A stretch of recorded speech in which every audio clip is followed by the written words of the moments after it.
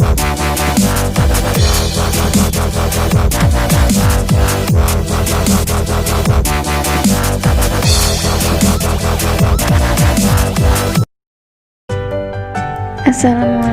warahmatullahi wabarakatuh.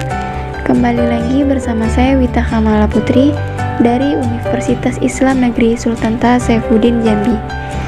Kali ini saya akan menyampaikan beberapa fakta dan data terkait dengan kondisi perekonomian Indonesia akibat pandemi COVID-19.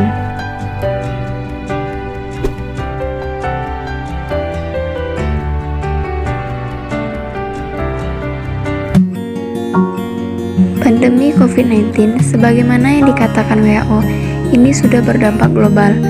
Ini tidak hanya menyerang Cina, tetapi juga negara-negara lain.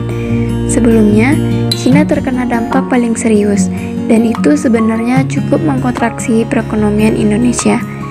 Jadi, setiap 1% perekonomian Cina turun, perekonomian Indonesia turun 0,2%. Dan oleh karenanya, kemungkinan besar ini juga akan berdampak pada krisis dan resesi global.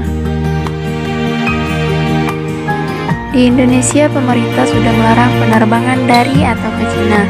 Orang dari Korea Selatan, Iran, dan Italia juga dibatasi masuk ke Indonesia.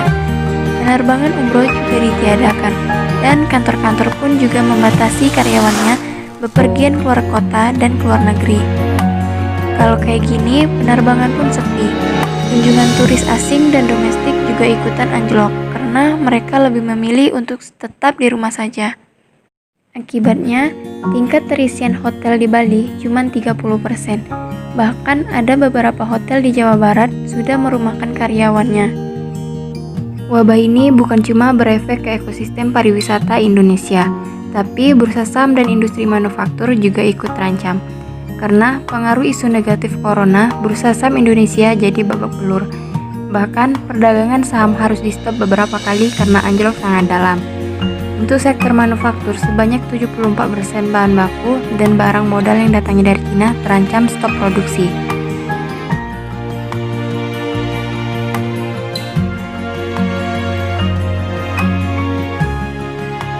Ada beberapa langkah yang bisa pemerintah lakukan. Dimensinya ada di jangka pendek, jangka menengah, dan juga jangka panjang. Di jangka pendek, tentunya bagaimana pemerintah dalam hal ini menjaga kestabilan harga. Dari sisi kestabilan harga, kita berbicara mengenai relaksasi impor untuk kebutuhan bahan baku, kebutuhan industri, dan kebutuhan bahan-bahan konsumsi. Dan kemudian menjaga stok pangan, stok kebutuhan pokok, dan stok kebutuhan-kebutuhan tersebut yang terkait dengan industri. Dan juga di jangka menengah, selain kita harus mencari pasar baru selain Cina untuk target ekspor maupun impor, juga kemudian harus dilakukan beberapa intervensi-intervensi kebijakan, baik fiskal maupun moneter. Dalam hal ini, daya beli masyarakat tentunya akan berdampak. Kalau misalnya akan ada shock dari sisi demand atau harga yang meningkat. Oleh karenanya, saya rasa dalam hal ini pemerintah juga bisa mengeluarkan kartu prakerja dan kemudian mengeluarkan BLT, supaya sekelompok-sekelompok yang paling rawan dalam perekonomian tidak berdampak cukup serius.